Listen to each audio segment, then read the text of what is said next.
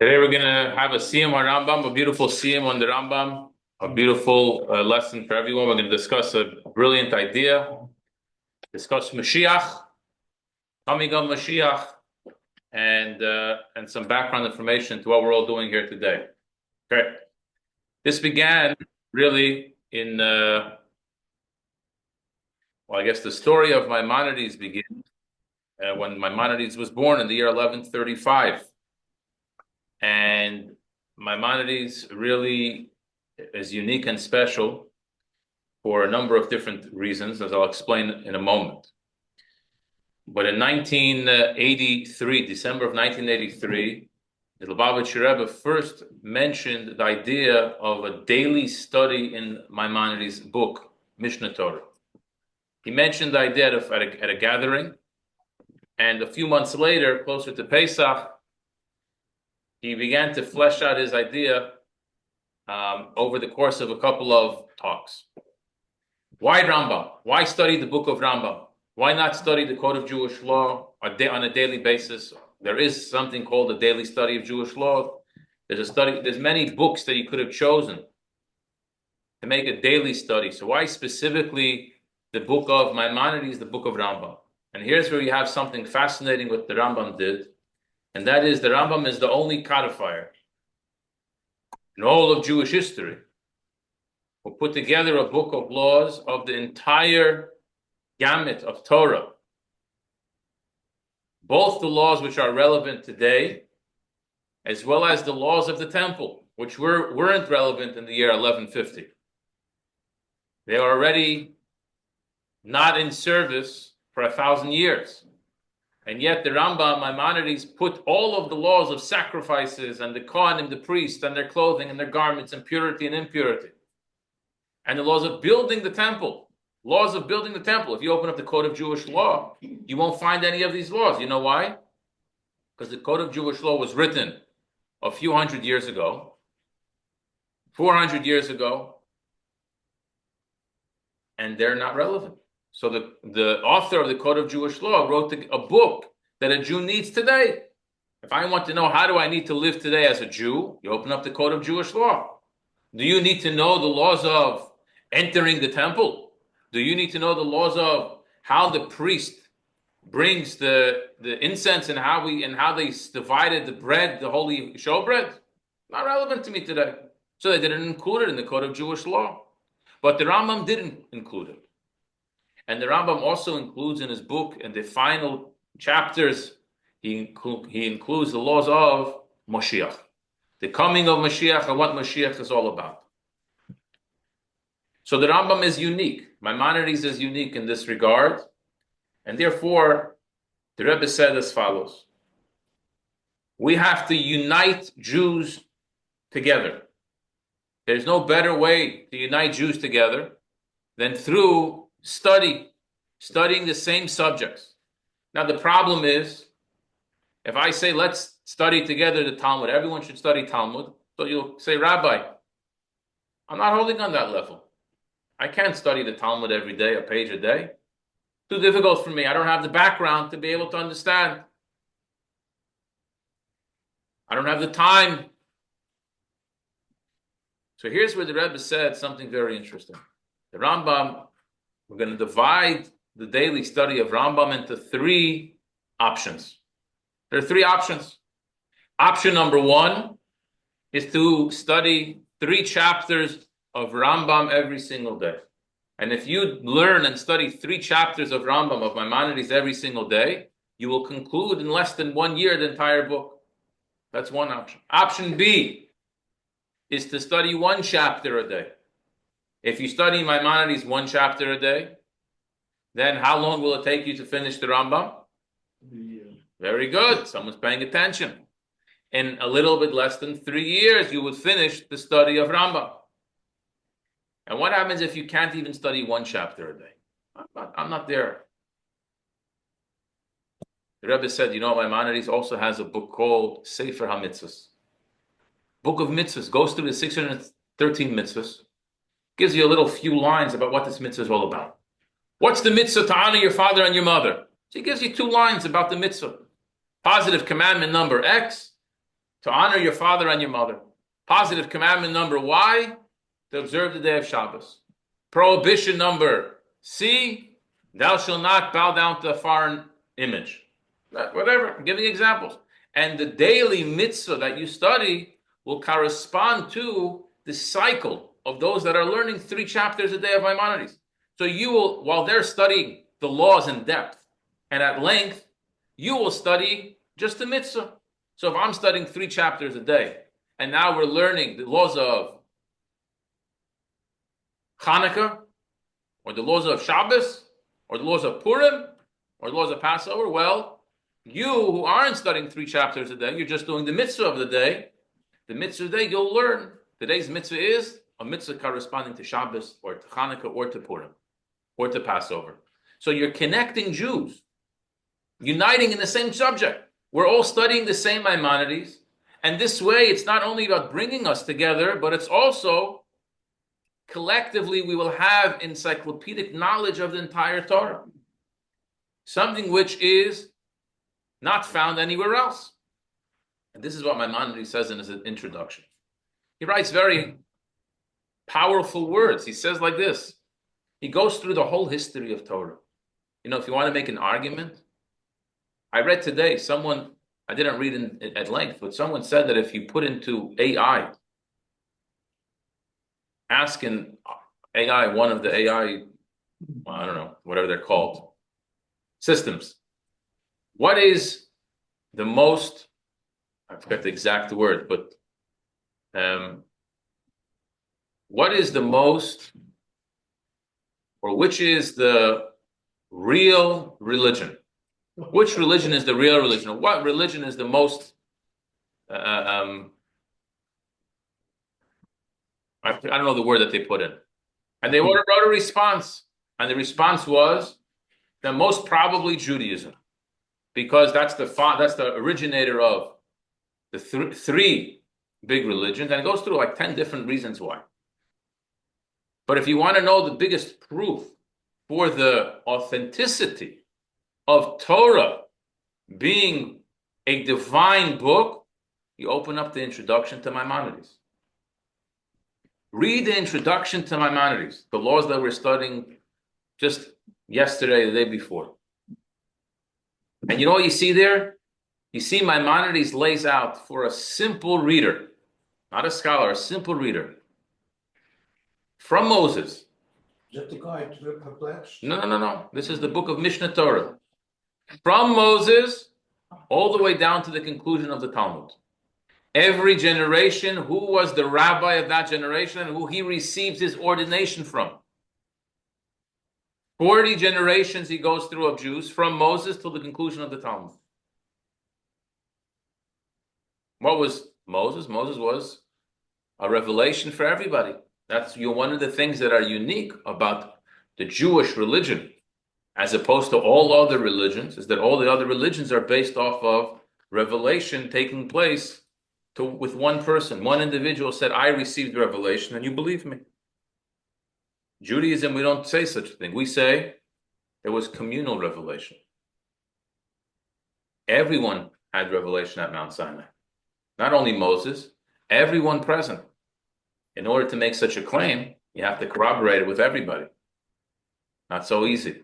Not so simple. You know what the police do when there's a crime and there's multiple people in the crime, they're not sure what's going on. They take all the people and they separate them. And they try to ask questions. Does the story add up? Does this one version equal this one's version? If not, we have a problem. But if everyone says the same story, then they're pretty sure that this is what happened. So if all the Jews came walking away from Sinai saying the same story, most likely that's what happened. Well, if one person says, I received revelation, now believe me, so you're putting your full trust and faith in one person. We don't have such a thing. So from the time of Moses, when all Jewish people were present and received the revelation from Mount Sinai till the conclusion of the Talmud, you had over there all laid out in front of you in the introduction of the Rambam. He lays it all out in front of you. And he goes on to explain how there's a book called Tanakh, the written Torah. Things that were written down. But along with the written Torah, there was also given another book. And this was a book called the Oral Torah, which this was what we would call today tradition. What we call today is not the what, but the how. How is Shabbos observed? Torah just says on the day of Shabbos. Well, what does that mean? Well, God told Moses what it means. And Moses taught his students, and he gave over to them, and they passed it on to the next generation. The what was written. The how exactly is it done? That was all oral. That was all teacher to student. In the brilliant way of the Rambam, he goes and explains all of this. So Maimonides is unique. And then he says like this, you know why I'm writing this book? Because there's so many books out there, so many ideas out there, so many different opinions out there. So I'm going to give you the following. All you have to do is study Tanakh. Read the written Torah. And then you can close that book and buy my book. He didn't say buy my book. He wasn't selling his book. But he said you can study my book. This book that I'm going to write now. You can study this book and you don't need any other book in life for it to be a Jew. You don't need anything else. If you wanted to be a Jew and you lived in the time of Maimonides, all you needed was the written Torah, Tanakh, and the Mishnah Torah. He called his book Mishnah Torah, the second Torah. And that's why on Maimonides' tombstone in Israel, you know what's written on his tombstone? He's buried in Tiberias. It says there, Mimoshe ad Moshe lo kam kemoshe. From Moses to Moses, no one stood up like Moses. Moses meaning Moses took us out of Egypt. Maimonides' name was Moses as well. And the Jews consider him to be almost like a second Moses because he gave over Torah to the Jewish people in such a brilliant, encyclopedic, concise way. When did he live? Oh, when did he live? That's the first thing on your paper. What does it say? 1135. What did it say? 1135 to 1204. Yes. Oh, okay. Thank you. Rob, what was your question? When people refer to Mishnah, Yes. are they referring to? No. Good. Very good question. No. The Mishnah was written many, many years before Maimonides. Almost 1,000 years before Maimonides. Many, many, many hundreds of years before Maimonides. The Mishnah was written by Rabbi Yehuda Hanassi. That's what's his name. The Mishnah was the first book of the oral Torah. Rabbi Yehuda Hanassi, Rabbeinu HaKadosh, realized that the Jewish people were being dispersed and there was problems among the Jewish people, and he felt that we can no longer rely on just an oral teaching being passed. We have to start writing these things down. So Rabbi Yehuda Hanassi wrote the Mishnah, and that's the first book. But on the Mishnah itself, you have a whole Talmud. To understand the Mishnah, you have a whole Talmud. Tractates and tractates, all discussing the Mishnah. So you can get lost. You get drowned in the study of Torah, and you'll come out of the pool, and you'll be like, I have no idea what I'm supposed to do now. I just try to figure out, how do you honor Shabbos? That's all I wanted to know. And I walked out, and I have no idea. I have a lot of words, but I have no clue. 20 opinions, 20 angles, a bunch of analysis. What do I do? That was the Rambam. The Rambam says you could skip the Mishnah, you could skip the Talmud. You could skip everything. All you got to do is, if you want to know how to live as a Jew, study the Talmud. So we have this unbelievable, two beautiful ideas coming together with the study of Rambam, the daily study of Rambam. You have the unity of the Jewish people, and you have us uniting around the complete knowledge of Torah. This you're not going to have anywhere else. This is something that's fascinating.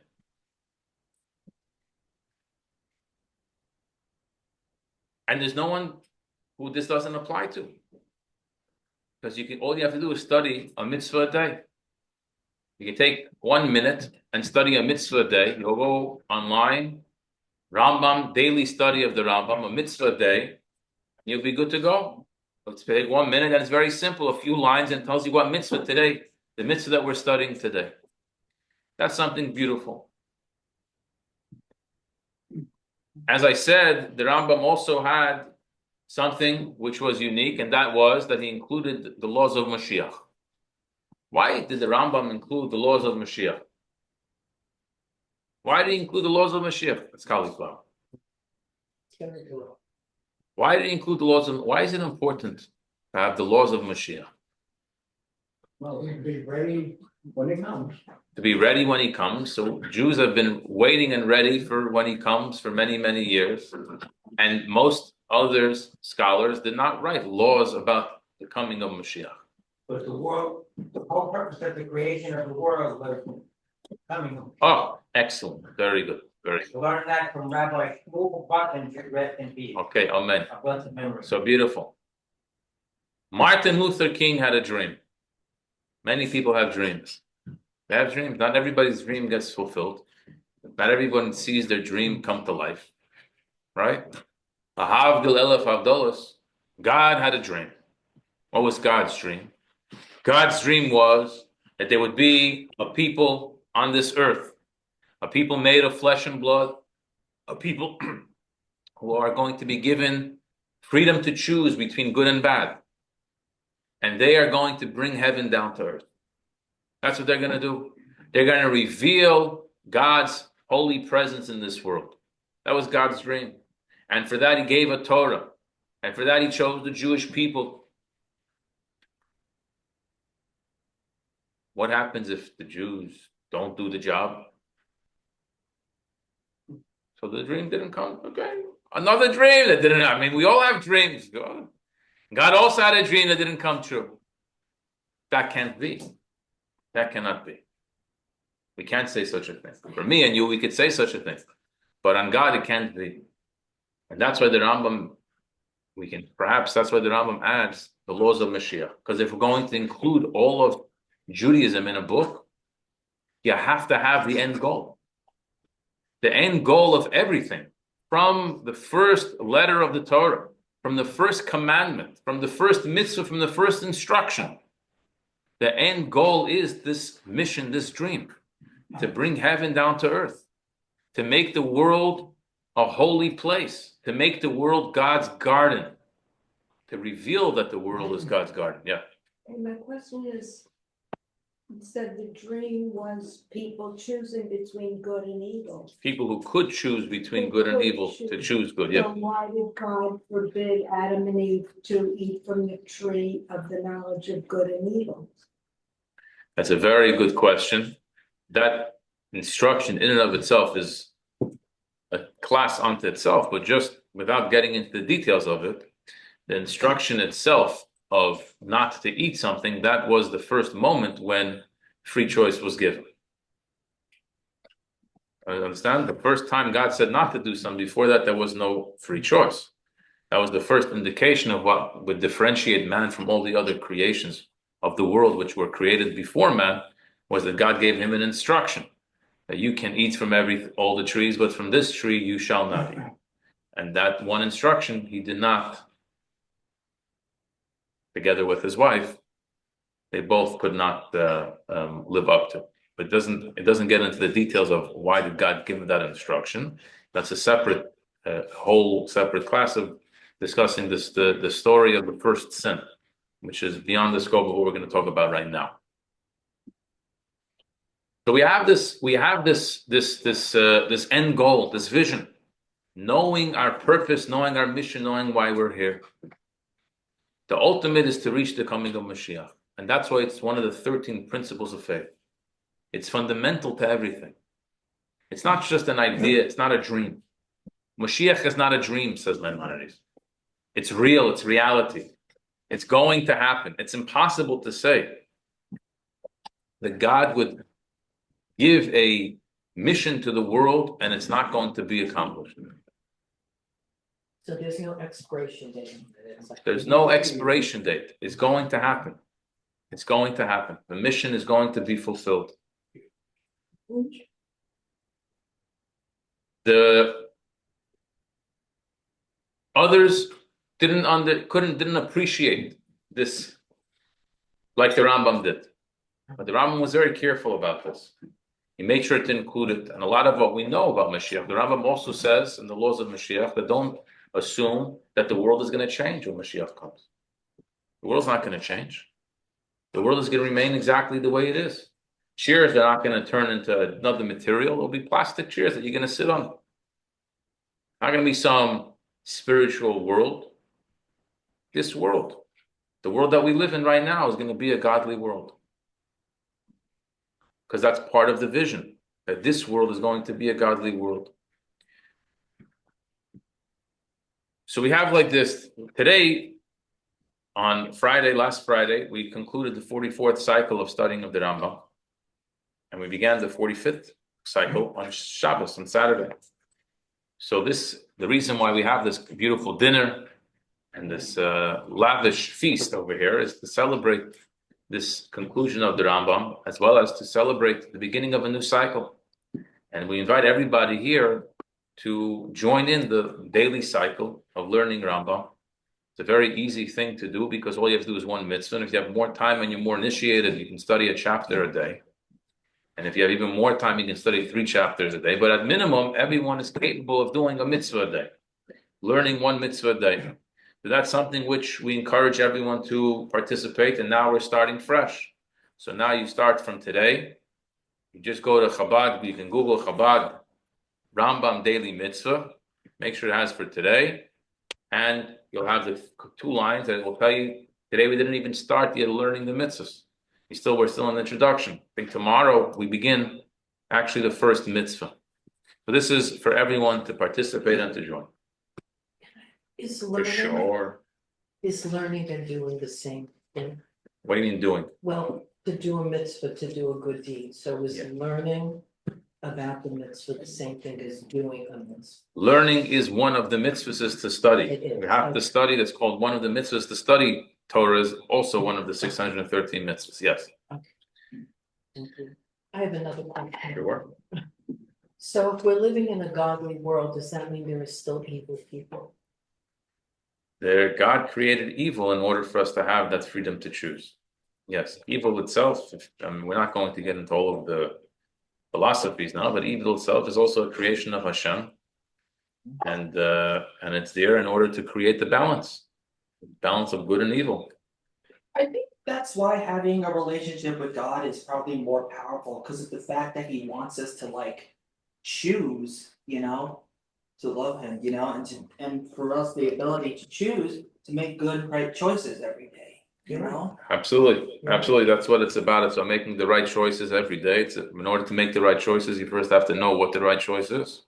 In order to know what the right choice is, you have to study Torah. You have to study. Once you know what the mitzvahs are, you know what a Jew at every time of the day. There's always what a Jew is supposed to be doing. That's that. So now we're going to make a siyum. If you turn to the back of the second page, we'll make a siyum on the Rambam. The siyum is that we're going to conclude the final law of the Rambam's book, and then we'll begin with the first opening law of this book, because Jews never conclude and stop. We always go and we start again. The cycle begins fresh. So if you see towards the bottom of the page in the Hebrew, it has Hebrew and English. Everyone has it over here? There, it's over here. Okay, the page has the first word of the page is the Rambam's word. And this is, in the middle of the page is the letter Hey. Everyone have it? Right under the paragraph that's number 14. Right on the second half of the page. The Rambam concludes like this. And at that time referring to the time of Messiah.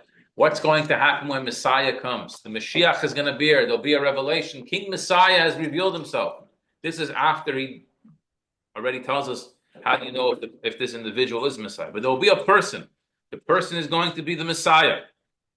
And when he ushers in the era of Moshiach, there will not be any hunger. There will be no more wars. There will be no more jealousy. There will be no more competition. Why? Because good will flow in abundance. And all the delights of the world will be freely available as dust. So what's the jealousy now? You have a better what? You have more what? Money. Money is like dust. Money is available to you like dust. So there's no competition of who has more money. There's no jealousy of who has more money.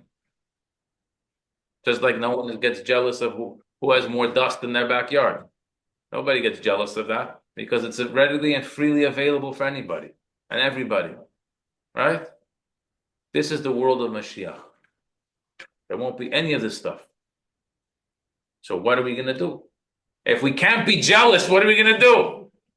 What's going to be from us if we can't be jealous from anybody? There won't be any wars. What's going to happen? The whole war industry is going to come crumbling and crashing down. There'll be peace in the world. Oi, so you know how many people are going to be out of a job? The biggest economic crisis ever. All of the militaries will all be fired. All the soldiers go home. All of the industry that produces the missiles and the bombs and the bullets, everybody go home. We're shutting it all down. We don't need this anymore. You're talking about a world crisis. What's going to happen? Says the Rambam, the occupation of the entire world will be solely to know God. That's it. We're going to be totally devoted and dedicated to knowing God. What does knowing God mean? To know God. How do you know God? To know God means to connect to God. That's what it means to know someone. In the beginning of the Torah, when God created Adam and Eve, the word that the Torah uses to describe that Adam was intimate with Eve, it says, "V'ha'adam yada es Chava," and Adam knew Chava. Adam knew Eve. That's the word, because knowing is when you intimately connect with someone. So the occupation of every person in the entire world is going to be solely to know God, to intimately connect with Almighty God. And therefore, you, Yisrael Chachamim Gedolim, the Jewish people have big, wise scholars. We will know the things that are hidden. We're going to be spending all our time researching and knowing and swimming in the knowledge of Hashem. We will grasp to the best of our capabilities whatever is humanly possible. Be able to grasp the knowledge of God. Shenemar, as the verse says in Isaiah, chapter 11, verse 9, Ki Hashem kamayim layam mechasim. The world will be filled with the knowledge of God as the waters cover the ocean bed. The whole world is going to be one big pool of knowledge of Hashem, and we will be swimming in it. How well do you swim? Everyone swims differently, but we're all going to be swimming in the same waters. We're all going to be here doing this full time. We will have no other job. We will be Olympic swimmers. That's what we're going to do. According to the best of our capabilities, we will know Almighty God, and this is what you call Messianic era. This is Messianicism. When the entire world will have one sole objective, nothing else. You won't worry about paying bills. You won't worry about money. You won't worry about fighting. You won't worry about your neighbor. All the things that you spend most of your day with dealing with today, your boss and your colleague, and all the mishigasin of the world, eliminated. Now all you have to do with your time is spend it on the most important thing, God. This is how the Rambam concludes his book. And we go to the beginning. B'Shem Hashem Keilolim, in the name of God, the Lord of the world. Before the Rambam begins every section, he always takes a verse and he starts with a verse of the Torah. This is the first verse that he chooses. Ozli Evosh, then I will not be ashamed. Ba'abiti al kol mitzvaysecha, when I gaze at all of your mitzvahs. Then the Rambam goes on to do his introduction. And then following that, the Rambam begins the halachas, the final, the bottom of the page. The foundation of all foundations, says the Maimonides, and the pillar of wisdom.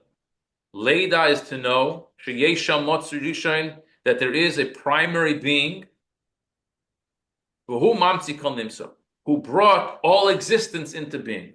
The first thing you have to know, the first thing before you get into any mitzvah or anything, you got to know one thing: there is a primary being. And that primary being brought everything else into existence. And all that exists in heavens and earth and everywhere in between, from the farthest place in space all the way down to our earth and everywhere in between, came into existence only from the truth of his being. That's the first foundation, what he calls the foundation of all foundations and the pillar of wisdom. Some call him God. Maimonides chooses the words the primary being. The primary being who brought all else into being, everything else. This is how Maimonides opens up his book of the Mishnah Torah in the laws of Yesoidei Torah, the foundations of the Torah. Before Maimonides deals with laws, what we would think of mitzvahs, he deals with the foundations of Torah, because he's giving a Jew the recipe for how to live. So the first thing, if you want a recipe how to live as a Jew, you got to know the foundations. The foundations of the Torah is this following thing. Most importantly, you got to know there's one primary being, and this primary being causes all else to exist. Now, interestingly, he begins the Sefer with the verse from Tehillim. Then, he writes, I will not be ashamed when I gaze on all your mitzvahs. Why does Maimonides choose this verse? Then I won't be ashamed. Who is he embarrassed of? Who would he be embarrassed of?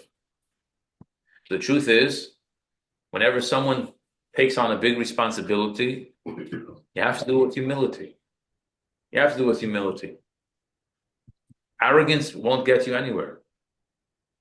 And over here, Maimonides writes, all you need to have is the Tanakh, to my book. You could skip the Mishnah, skip the Talmud, and come to my book, and you'll be good.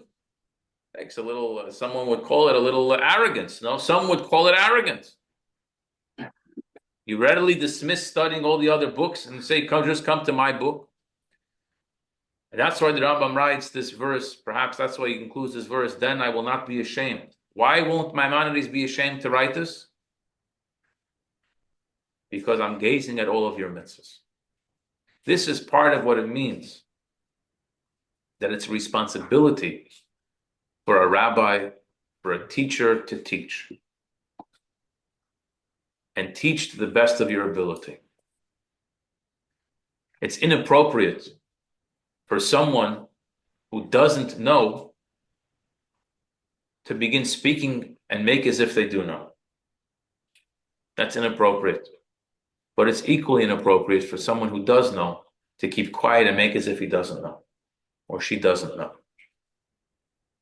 To withhold important information from people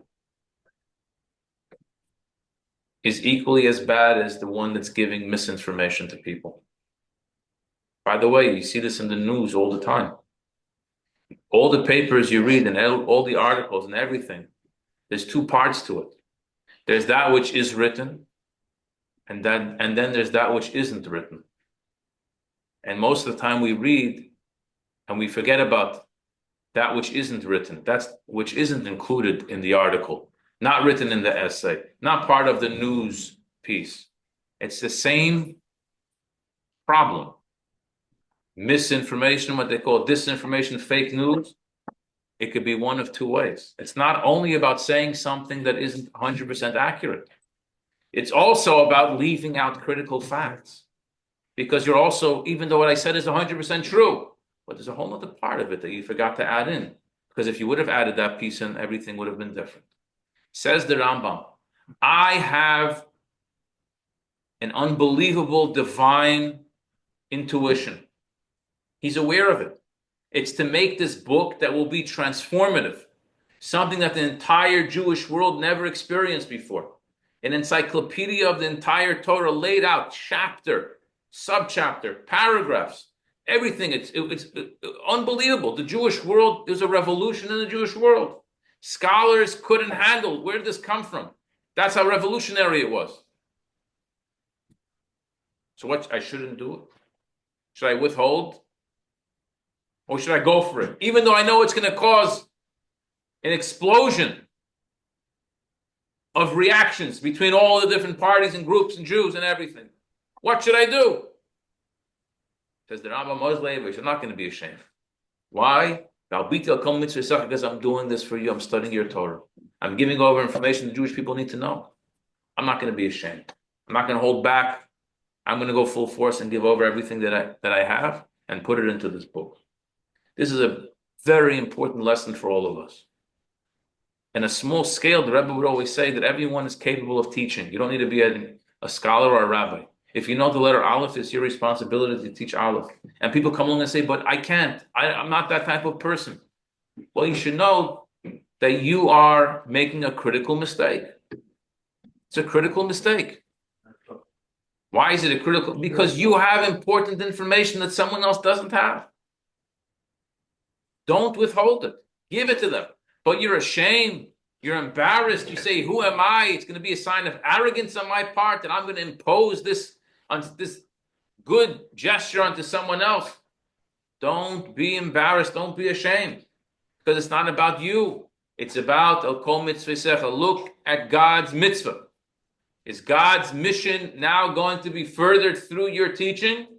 If the answer is yes, do it. Even though it means that you may feel a little arrogant from doing it. Because I have some information that you don't have that I'm going to have to share with you. From the youngest of the young to the oldest, the most senior, this lesson applies to all of us. We have to study, we have to learn, and we have to share that information with other people. Those that we feel will listen to what we have to say, it's our responsibility to give over very important and significant information, especially when it comes to how to live as a Jew. What does it mean to be a Jew? So if I know what it means to observe Shabbos, if I know what it means to light Shabbos candles, if I know what it means to observe kosher, if I know what it means to study Torah, if I know what it means to put on tefillin, if I know how to make a blessing, then I share with someone else. Before we eat this, we make a bracha on it. Before we do this, we say this. Hanukkah is coming. Purim, we have 4 mitzvahs of Purim. Not everybody knows you have 4 mitzvahs of Purim. Some people think Purim is all about having a party and saying l'chaim. Oh, there's also Megillah. Oh, there's also to send gifts of food. There's also a mitzvah to give money to the poor. How do you do these mitzvahs? What does it mean to give food? What does it mean to give to the poor? How many items of food? How many poor people? How much money? How much food do I have to eat? How many times after the Megillah? There's a lot of details. Fast before it, Purim. That's Tainus. But if I have the information and I know, someone else may not know, so share it with them. Share it with them. Don't be ashamed. Even though you're not a rabbi, you're not a scholar, you don't get paid for this. You're just a regular, simple Jew, you would call yourself. Share the information with them because it's about God's mission. At the end of the day, we're coming to the conclusion. The conclusion is Moshiach. We have the benefit of being at the end of the whole story. As the saying goes, we're like midgets on the shoulders of giants. We've got thousands of years and generations of Jews before us who have gone in self-sacrifice, who have dedicated their life to studying Torah, who have dedicated their life to fulfilling mitzvahs. We have it easy. We live in a blessed country. We live in a blessed time. Everything is beautiful. That's the world that we live in today. The biggest problem in the world is what the narrative that the media is creating. It's spin a story this way, it's spin a story that. And we get all caught up. Is it yes? Is it I'm for, I'm against? Narishkeit. You could shut off the news, not listen to anything, and your life is not going to change. Your life will be the same, guarantee you. Shut it off. Try me out for a week. Shut down for a week, and you'll see if anything in your life changes. The only thing change will happen is you'll have a clearer, fresher mind, and you'll be happier. You know why you'll be happier? Because you won't hear nonsense. You won't read nonsense. That's the fact. And if you do it for longer than a week, tov alecha brach. I'm not saying that you have to escape to some. No, you can live in this world, do your job, do your thing, study, read, go for a walk in the park, and all the things that they try to make as if it's going to change your life and it scare you into everything. And the world is coming to an end. Every day the world is a new story why the world is coming to an end. Not coming to an end. Not going to come to an end. Everything's going to work itself out. So you have to take everything with a little bit of a grain of salt, and you have to appreciate everything, the information that we take, and we have to be able to be strong in our own will to look into the Torah and to see what does the Torah want from me in this moment right now. So you have over here on the papers, you'll have, if this is 14, what does he call it? 14 facts about daily Rambam study. You have it on your papers over there. So we'll go through them together. A lot of it I already mentioned. I guess we'll go through it, but a lot of it already mentioned. Some things we didn't. Number one, he writes, this is from Chabad.org. Someone put this together.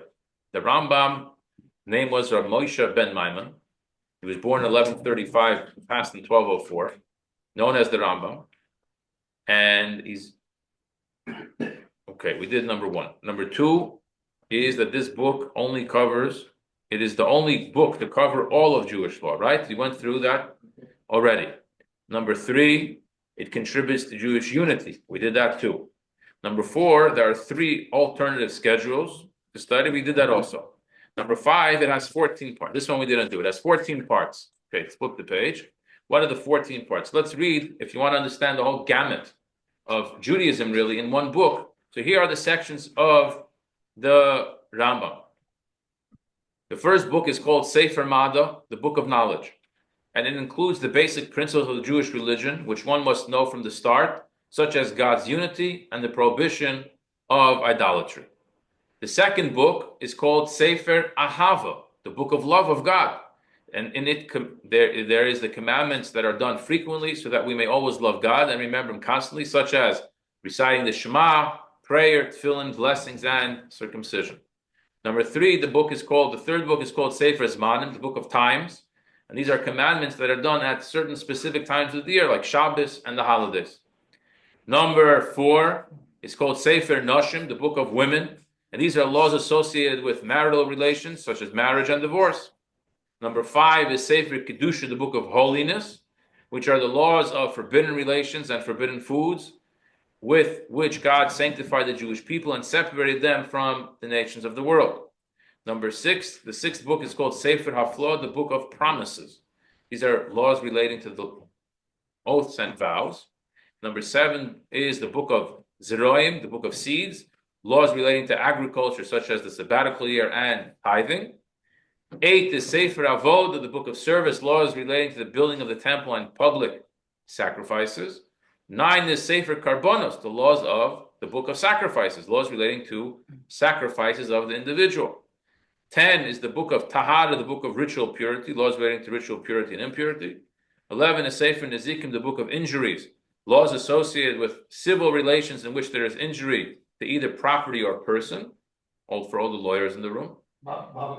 Number 12 is Sefer Kinyan, the book of acquisitions, the laws relating to the sales and purchases, again, lawyers in the room. 13 is Sefer Mishpatim, the book of judgment, laws associated with other civil relations that do not involve injury, such as deposits, debts, claims, and denials. And number 14, finally, Sefer Shoftim, the book of judges, which are laws delegated to the Jewish court, such as administering punishment and receiving testimony, and laws relating to the king and his wars. Included also are the laws of the Moshiach and the Messianic era. Okay, number 6, I told you, it's the 45th cycle that we're starting. Number 7 is that conclusion of cycles celebrated annually. Make a big feast when we conclude the Rambam. Number 13, it concludes with Moshiach. We did that as well. And number 14, finally, is that you can join today. Everyone, this is open for everyone. Not only open, but we encourage everyone to participate and to join from the goodness and the kindness of your heart.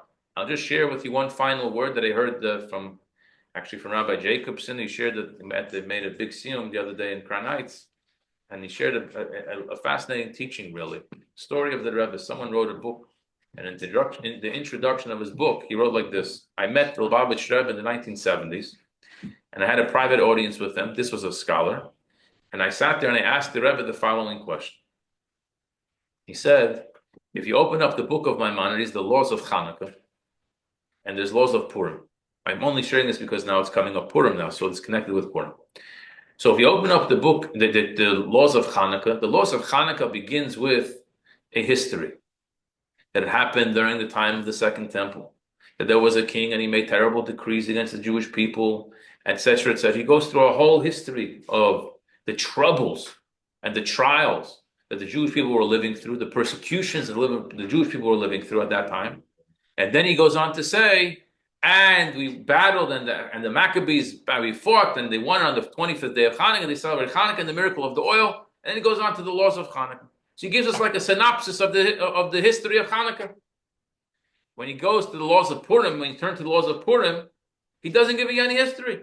He just starts telling you that the Megillah is read on this and this day, and these are the laws of Purim. He said, I don't understand why when it comes to Hanukkah, he finds it important that he has to give you an intro. When it comes to the laws of Purim, he doesn't find it important to give you an introduction. He just gets straight to the laws. So he writes there that the Rebbe, in a second, tells him the following. It's very simple. You know why? Because you have to read the introduction to the Maimonides. If you read the introduction, you'll know the reason why. What did Maimonides say in his introduction? For a Jew, in order to know how to live, what do you have to do first? First, you have to study what book? The Tanakh. No. First, you have to study the Tanakh, the written Torah. And afterwards, all you need to do is come to my book. And then you're good to go. He said, what's one of the books of Tanakh? One of the books of the Tanakh is Megillas Esther. So he already assumed, Maimonides, that before you open up his book, you already studied Megillas Esther. So you already know the story of Purim from there. You don't need him to give you an introduction. But when it comes to Hanukkah, you could study the whole Tanakh, and you'll have no idea about Hanukkah. There's no book about Hanukkah. It's not mentioned once in Tanakh. So therefore, you're going straight from Tanakh. If you skip the Talmud, then you don't study the tractate in Talmud, which discusses the miracles and the laws of Hanukkah, which is the tractate Shabbos. You're not going to know what's this laws of Hanukkah. Where did Hanukkah come from? I never heard of such a thing in my life. Oh, so that's why he has to give you an introduction. He has to explain to you where this Hanukkah came from. What era, what time did the miracle take place? When did the story happen? Why did we say to light the menorah? What's going on? It's a beautiful, simple, so simple. But you see that the Rambam, from this answer, you see how the Rambam, in his book, in a beautiful way, he put in so many hidden messages. It wasn't just he was trying to be cute. You know, you read the Torah and then you read my book. And no, he was very serious. Everything was detailed according to that plan. If you want to know, open up the Chumash, begin to read from the beginning of Genesis chapter 1, verse 1. Read all the way through the 24 books of Tanakh, and then you open up my book. And then you'll have the full gamut of the entire Torah. But if you skip the previous Tanakh and you just come to me, you'll have a lot of information, but you'll be missing also because you don't have the source of all the information, because the source of everything from my book is in the Tanakh. This is a beautiful lesson when it comes to Purim, just a little introduction to Purim, as we're about to come very soon. So may Hashem bless us to go from this celebration of the Siyum. We're concluding, we're beginning a new cycle. Everyone should participate. L'chaim to all of us, that we should merit the conclusion of the words of Maimonides in Mola Haaretz Deis Hashem Kamayim Liam Kasim, in the book of Isaiah, that the world will be filled with the knowledge of God, like water covers the bed of the sea. This should be fulfilled. By all of us in a revealed, prosperous way. L'chaim l'bracha. Anyway, yeah, who has a question now? When I was becoming a Baal Tshuva in high school,